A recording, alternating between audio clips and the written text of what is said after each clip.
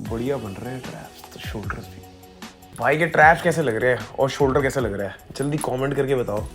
बहुत मेहनत चल रही है, बहुत ज़्यादा मेहनत चल रही है। और आज की वीडियो जो मैं बना रहा हूँ ना, ये मिस्टेक्स आपको मैंने बता दी अगर, तो आपकी लाइफ सॉर्ट हो जाएगी। तुम भी ये गलती करते हो, मैं भी ये गलती करता हूँ, हर एक बड़ा बॉडी बिल्डर भी ये गलती करता है, पर इसीलिए ही एक कोच की ज़रूरत होती है उनको।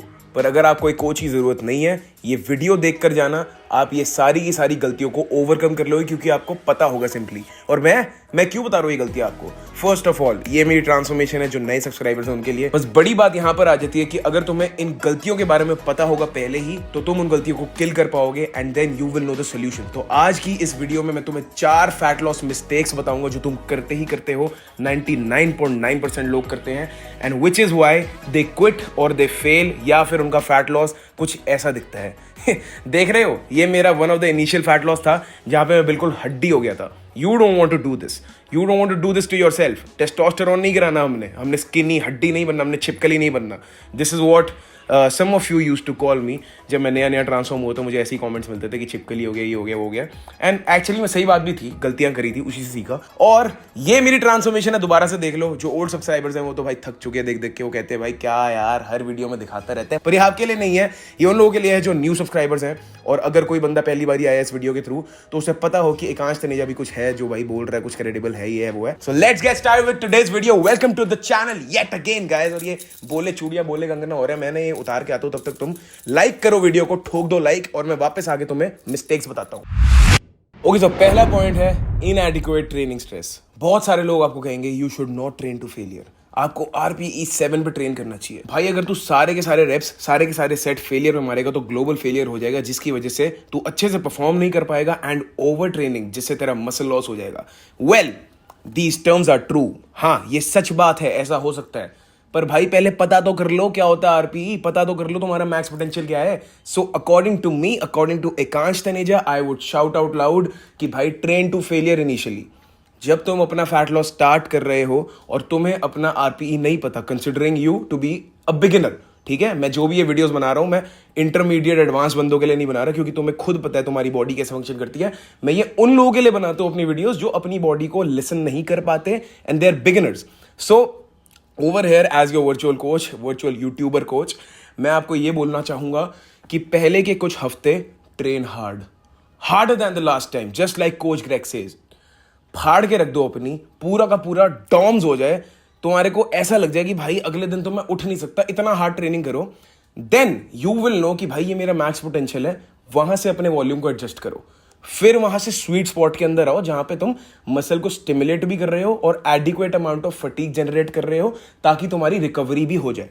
तो तुम्हारी स्क्रीन पर एक ग्राफ आ रहा होगा, इसके बारे में मैंने अपने DIY कोर्स में डिटेल में बताया है। पहला लेक्चर है, अभी रिलीज हुआ है, एक्सरसाइज मॉड्यूल का, हाइपरट्रोफी मॉड्यूल का। सो हमें इनिशियल स्टिमुलस देना होता है अपनी मसल्स को, हाइपरट्रोफी मतलब कि मसल ग्रोथ को फैसिलिटेट करने के लिए, और फैट लॉस में मसल प्रिवेंशन को फैसिलिटेट करने के लिए। पर जब हम स्टिमुलस देते हैं, मतलब कि स्टिमुलस क्या होता है, अपनी मसल की औकात जो है मैक्सिमम टेंशन को टॉलरेट करने की, मैक्सिमम स्ट्रेस को टॉलरेट करने की, उस थ्रेशोल्ड को पार करके उसके अगेंस्ट मसल को थोड़ा सा एक्स्ट्रा पोटेंशियल पे लेके जाना, उस पॉइंट को स्टिमुलेशन पॉइंट कहते हैं। वहां पे मसल स्टिमुलेट होती है। अब वहां पे फ्री गिफ्ट हमें फटीग मिलती है। जब मसल स्टिमुलेट होगी, उसको अपनी औकात से बाहर स्ट्रेस मिलेगा, तो उसमें फटीग भी जनरेट होगा, ऑब्वियस सी बात है।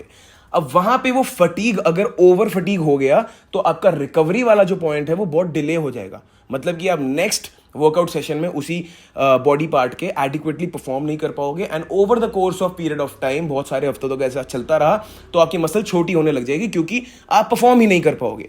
बट हमें फैट लॉस स्टार्ट करने के थोड़े हफ्ते तक इस थ्योरी को भूल जाना है। Theory is not everything.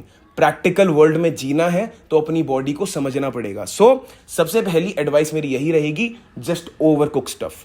Over train करो, कोई दिक्कत की बात ही नहीं है, फाड़ो, work hard, train hard, rest hard.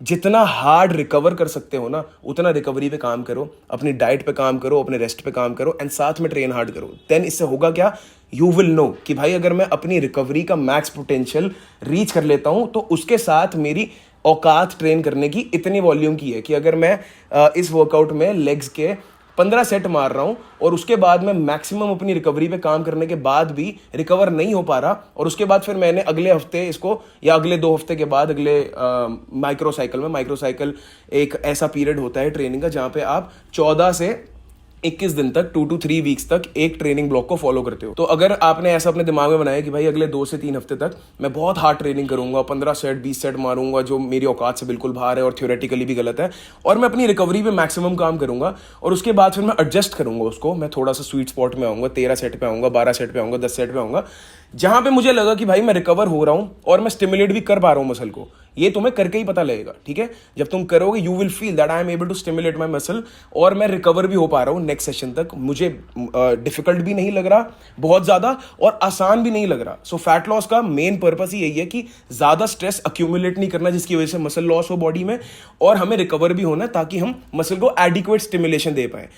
पर यहां पर गलती यही हो जाती है कि बंदों को लगता है हम ओवर ट्रेनिंग ना कर लें, और ओवर ट्रेनिंग के डर से वो ट्रेनिंग ही नहीं करते, and they train like a loser. And उसके बाद क्या होता है, मसल बॉडी को छोड़ के चली जाती है, क्योंकि कैलोरीज होती नहीं, कैलोरीज और मसल स्पेयर वो नहीं है। तो बचा क्या था, सिर्फ एक रेजिस्टेंस। उस रेजिस्टेंस को भी तुमने कम कर दिया तो मसल तुम्हारी बॉडी को छोड़ के चली जाएगी। So this is the solution भी बता दिया, प्रॉब्लम भी बता दी। दूसरे मिस्टेक पर चलते हैं। अब दूसरी मिस्टेक है सर्वाइविंग ऑन प्रोटीन। बहुत सारे लोग जब फैट लॉस शुरू करते हैं तो उनके दिमाग में माइंडसेट में आता है, मेरे भी यही आता था पास्ट में, कि अब प्रोटीन ही मेरी जिंदगी है, प्रोटीन ही मेरी मौत है। अब मैं प्रोटीन के साथ ही उठूंगा, प्रोटीन के साथ ही बैठूंगा, बस सुबह हग नहीं पाऊंगा क्योंकि मैं सिर्फ प्रोटीन ही खाता हूँ, पानी भी नहीं पीता, ना खाना खाता हूँ, ना कार्ब्स खाता हूँ, ना फैट्स, सिर्फ प्रोटीन खाता हूँ मैं। प्रोटीन दे दो मुझे। Yes, this approach is right, but you need to redistribute your macros every 2 weeks. इससे मेरा मतलब क्या है, सिंपल भाषा में बताता हूँ। जब तुम फैट लॉस स्टार्ट करते हो, obviously I would advise you, भाई कोई दिक्कत नहीं है, हार्ड चले जाओ ट्रेनिंग में भी, और प्रोटीन भी एक्स्ट्रा खा लो, बॉडी अपने आप प्रोटीन का ग्लूकोनियोजेनेसिस करके कार्ब्स बना लेगी, कोई दिक्कत नहीं है। बट आफ्टर 2 वीक्स जज योर डाइजेशन, जज योर रिकवरी, कि तुम्हें एक्चुअली में उतने प्रोटीन की जरूरत भी है या नहीं। जज योर पंप्स एंड परफॉर्मेंस, क्योंकि जब तुम्हारी बॉडी में कार्ब्स ही नहीं होंगे, ग्लाइकोजन ही नहीं होगा। I have ranted about this multiple times in the past कि भाई जब एडिक्वेट अमाउंट ऑफ ग्लाइकोजन नहीं होगा तो परफॉर्मेंस भी डिक्लाइन हो सकती है और रिकवरी भी डिले हो सकती है, जिसकी वजह से तुम्हारा मसल गिर सकता है। इनिशियल अप्रोच के लिए बिल्कुल सही अप्रोच है ये। प्रोटीन खाओ, कोई दिक्कत की बात नहीं है, बॉडी ग्लूकोनियोजेनेसिस करके कार्बोहाइड्रेट अपने आप बना लेगी, ग्लाइकोजन अपने आप बना लेगी। बट देन आफ्टर 2 वीक्स जज योर डाइजेशन कि तुम एक्चुअली में पचा भी पा रहे हो उस प्रोटीन को कि नहीं, विदाउट कार्ब स्टिमुलेट भी कर पा रहे हो मसल को या नहीं। And the third point is जज योर रिकवरी, कि तुम्हें एक्चुअली में उतने प्रोटीन की जरूरत भी है या नहीं, या फिर तुमने थोड़ा सा कम करके देखा था 1 हफ्ता और तुम्हारी रिकवरी फिर भी हो ही रही थी, एंड तुम्हारा वॉल्यूम बहुत ज्यादा था, पर तुमने जब वॉल्यूम को एडजस्ट किया, पहले पॉइंट पे काम किया, और उसके बाद प्रोटीन को कम करके देखा और वहां पर कार्ब्स को बढ़ाया, because carbs help in recovery. Studies have proven this multiple times कि अगर आपकी बॉडी में एडिक्वेट अमाउंट ऑफ ग्लाइकोजन है, प्री वर्कआउट और पोस्ट वर्कआउट मील भी आप कार्ब एनरिच्ड लेते हो अपने फैट लॉस पे, that can potentially enhance your recovery and your performance at the gym. And training alone has been shown multiple times in the study to stimulate muscle protein synthesis more than the diet individually could. तो मतलब इसका ये है कि अगर you suck at performance at the gym, आप बिल्कुल बेकार घटिया वर्कआउट करते हो अपने जिम में, पर आपकी डाइट बहुत ही ज्यादा अच्छी है, उस केस में भी आपका मसल लॉस हो सकता है। So you need to train hard if you're on a fat loss and you are trying to preserve muscle mass, वरना तुम्हारी बढ़िया स्किनी श्रेडेड बॉडी तो बनी जाएगी। पर अगर तुम्हें जैक्ड और बिल्कुल तगड़ी बॉडी चाहिए, जो मैं इस दिसंबर तक पोटेंशियली अचीव कर लूंगा, स्टे ट्यून्ड रहना मेरे चैनल पे, बहुत तगड़ा शेड मारने वाला हूँ इस बार मैं अपडेटेड नॉलेज के साथ अपने। So it will be like never before. तो तुम्हें प्रोटीन को थोड़ा सा कम करना पड़ेगा एंड दूसरे मैक्रोन्यूट्रिएंट्स पे भी ध्यान देना पड़ेगा, बट ऐसे फेजेस भी आएंगे जहां पे तुम्हें सिर्फ प्रोटीन को भी ध्यान देना पड़ेगा। So there is no black and white statement कि तुम्हें ये करना चाहिए वो करना चाहिए। Every 2 weeks redistribute your macros, जज करो अपनी बॉडी किस हिसाब से जा रही है, आगे की तुम्हारे गोल्स क्या हैं, तुम्हें क्या करना है, तुम्हें परफॉर्म करना है या तुम्हारा डीलोड वीक आने वाला है। डीलोड वीक के बारे में बताऊंगा अभी, नेक्स्ट पॉइंट है वो, ध्यान रखना अभी, ठीक है, छोड़ के मत जाना वीडियो। तो अगर तुम्हारा डीलोड है तो तुम्हें कार्ब्स कम करने हैं या बढ़ाने हैं, और अगले हफ्ते डीलोड के अगले हफ्ते तुम्हें बहुत ज्यादा परफॉर्म करना है तो तुम्हें बिग दिखना है, उसके अंदर पंप्स एक्स्ट्रा चाहिए। So that depends on the goal. तो तुम्हें रीडिस्ट्रीब्यूट करना चाहिए एवरी 2 वीक्स, अपनी बॉडी को रीजज करना चाहिए, everything should be rescheduled. Third point, ये बहुत इंपॉर्टेंट पॉइंट है भाई, विच इज स्टारवेशन मेंटालिटी। अगर तुम फैट लॉस स्टार्ट कर रहे हो या फिर किसी कोच को भी ज्वाइन कर रहे हो, तो ये भाई ये तुम्हें पता होना चाहिए कि अगर मैं फैट लॉस करने जा रहा हूं ना, तो मेरी मेंटालिटी है कि मुझे भूख लगेगी, मुझे भूखा रहना है, मुझे हार्डशिप्स फेस करनी है, मुझे सफ़र करना है. So you should have that suffering mentality. You should not have this mentality कि अरे भाई मज़े करेंगे. डाइट में फ्लेक्सिबल डाइटिंग का मतलब तो ये है अपन खाएगा पिएगा ऐश करेगा डकार मारेगा आग करके और सो जाएगा. नहीं, यू शुड नो कि अगर मैं फैट लॉस करना चाहता हूँ, I want to get shredded, I want to get lean, I want to lose weight, तो भाई एक ऐसा फेज आएगा. या फिर हो सकता है कि मेरा पूरा फेज ही वैसा हो, because that depends on the kind of person you are. Considering a person like me who is a big time foodie, भाई मुझे पता होता है कि जब मेरा फैट लॉस शुरू होगा ना, चाहे वो 8 हफ्ते का हो चाहे वो 12 हफ्ते का हो, तो मुझे हर दिन भूख लगेगी. बट नाउ मुझे पता है, I am mindful about it, I am aware about it. So when you are aware about a problem, you will have solutions. तो अगर तुम्हें भूख लगेगी, you have to fill that hunger, that pseudo hunger with water, with veggies, with high volume food items, with your diet replanning. अगर तुम्हें वो diet suit नहीं कर रही, उसमें बहुत ज़्यादा भूख लग रही है, तो उसके अंदर हाई वॉल्यूम फूड डलवाओ अपने कोच से. उसको बोलो भाई इसमें ज़्यादा फ्रूट वेजीज डाल, मुझे घंटा फर्क नहीं पड़ता, मैं ब्लोट होने के लिए तैयार हूँ ज़्यादा फाइबर खा के, पर मुझे भूख लगती है, मैं भूख से पागल हो रहा हूँ और मैं पानी भी पीता हूँ. 7-8 लीटर पानी कर दिया मैंने, फिर भी भूख लगती है. तो अब मुझे सारे के सारे जो मेरे कार्ब्स हैं वो हाई वॉल्यूम फूड से रिप्लेस कर दो. वे प्रोटीन हटा दो. वे प्रोटीन हटा के मेरे चिकन अंडे पनीर जो भी डालना है आपने सारा रियल फूड डाल दो. हाई वॉल्यूम कर दो सब कुछ, ताकि मेरा पेट भरा रहे बस. So yes, these are also the cases. In some cases I have to do this with my clients, जहां पे उनको बहुत ही ज्यादा भूख लगती है, but then they have to lose fat, then we have to compromise with digestion. उनको bloating issues gas issues होते हैं क्योंकि बॉडी ऑलरेडी स्ट्रेस में होती है कम कैलोरीज पे. बट देन वो एक फेज होता है ऐसा 2 से 3 हफ्ते का, जहां पे हमें करना ही करना है उस कैलोरी काउंट पे स्टिक. तो क्या करे बंदा, हाई वॉल्यूम फूड आइटम से सब कुछ रिप्लेस कर दो. वे प्रोटीन हटा दो अपनी डाइट से, क्योंकि वो 120 कैलोरीज तुम्हें जो मिलेंगी 25 ग्राम प्रोटीन में. Imagine comparing a scoop of whey protein with 8 egg whites. What will fill you more? Obviously 8 egg whites. This is just an example. So इसीलिए you need to work on your mentality first. सबसे पहले अपने आपको बताओ भाई भूख लग रही है, लगेगी, कोई दिक्कत की बात नहीं है. Nothing will harm you temporarily. अगर आपको कोई कहता है ना भाई ज़्यादा पानी पीने से बहुत हार्म होता है, अगर तुम 10 लीटर से ऊपर पानी पी लो तुम्हें हाइपरनोट्रोमिया हो जाएगा, ये हो जाएगा वो हो जाएगा, इलेक्ट्रोलाइट्स डिप्लीट हो जाएंगे, तो उसे बोलो भाई शट अप.